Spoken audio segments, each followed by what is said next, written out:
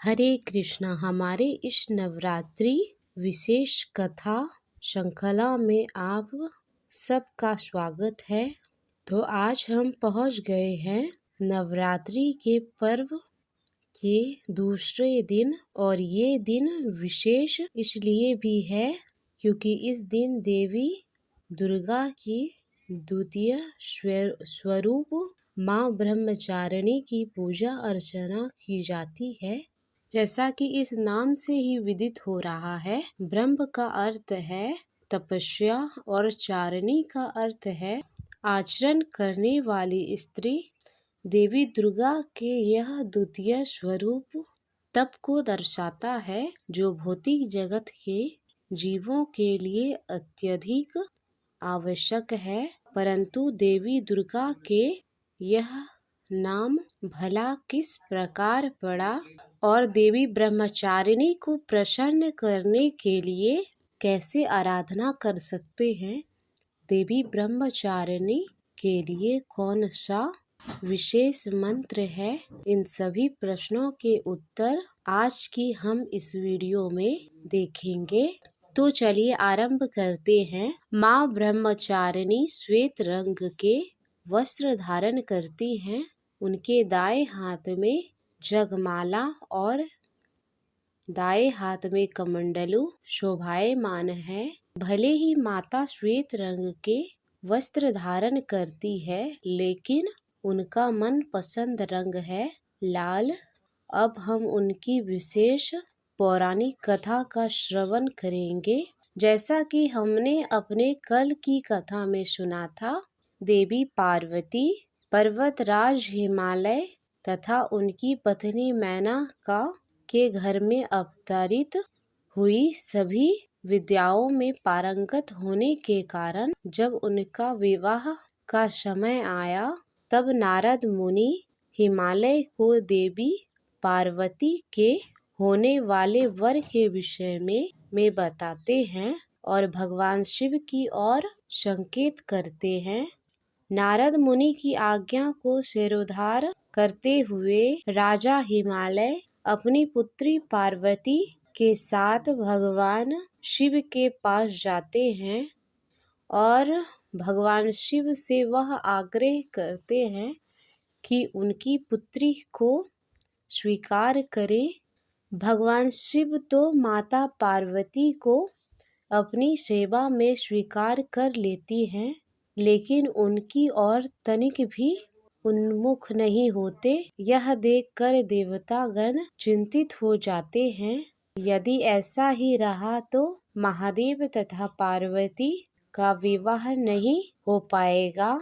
इस परिस्थिति को अपने क्षमता अनुसार सुलझाते हुए देवताओं ने कामदेव को भगवान शिव की तपस्या भंग करने के लिए भेजा, परंतु भोलेनाथ ने तो कामदेव को ही जलाकर भस्म कर दिया। इस घटना के पश्चात देवी पार्वती के लिए महादेव को प्रसन्न करना और भी कठिन हो गया।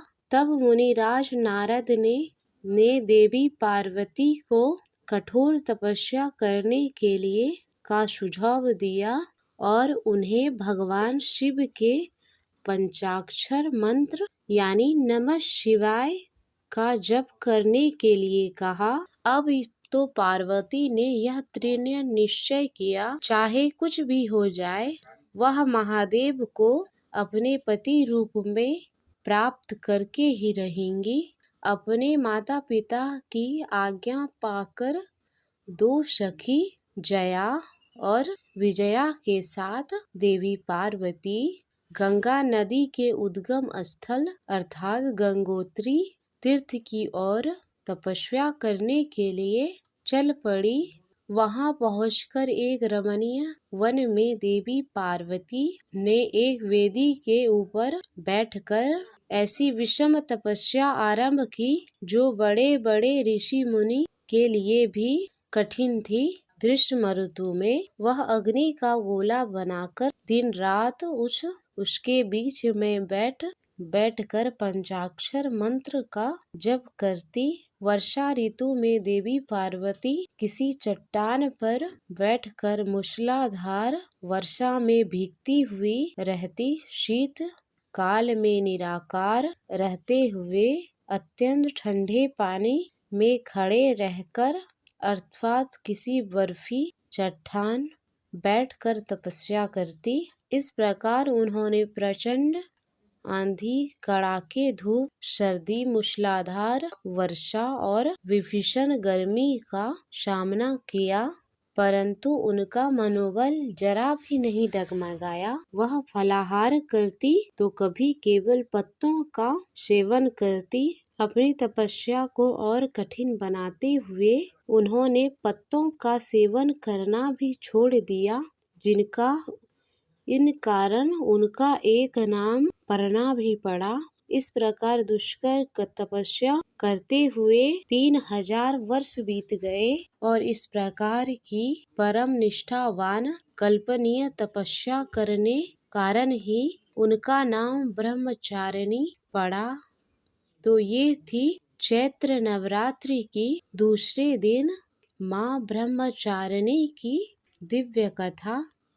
इस दिन माँ ब्रह्मचारिणी को प्रसन्न करने के लिए प्रातः काल ब्रह्म मुहूर्त में उठकर स्नान आदि से निवृत्त होकर और श्वेत वस्त्र धारण करें। इस प्रकार घर में माँ ब्रह्मचारिणी का चित्र लगाएं, अर्थात कोई देवी का विग्रह तो उसमें माँ ब्रह्मचारिणी का ध्यान करें। उनके विग्रह को पंचामृत से स्नान करवाएं, अभिषेक कराएं, श्वेत अथवा पीले वस्त्र अर्पण करें। इसके बाद माता को रोली, चंदन, अक्षत लगाएं। याद रहे उनकी पूजा में केवल गुड़हल, लाल रंग के पुष्पों का ही प्रयोग करें। इसके अतिरिक्त माता को कटवृक्ष अर्थात बरगद के पेड़ का पुष्प भी अत्यंत प्रिय है। भोग लगाने के लिए सफेद रंग का खाद्य पदार्थों का चयन करें। यदि यह भोग चीनी यदि शक्कर से बनाए जाए तो अति उत्तम होता है। इस दिन माता ब्रह्मचारिणी के माँ ब्रह्मचारिणी का मंत्र के साथ पूजन करें। देवी ब्रह्मचारिणी को समर्पित दिव्य मंदिर काशी में गंगा किनारे बालाजी घाट पर स्थित है। नवरात्रि के दौरान श्रद्धालु नवरात्रि में मंदिर में आते हैं और माँ ब्रह्मचारिणी की दर्शन पाकर अपने जीवन को सफल करते हैं।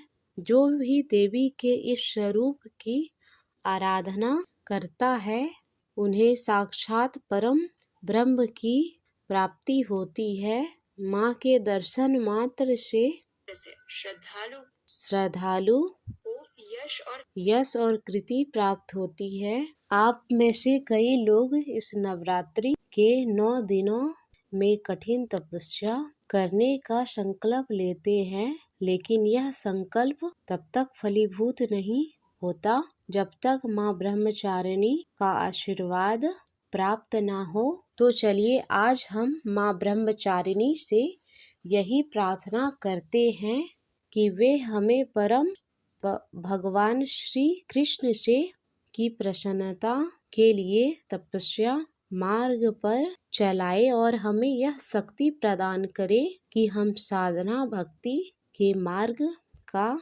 पालन करते हुए भगवान श्री कृष्ण की शुद्ध प्रेमा भक्ति प्राप्त करें।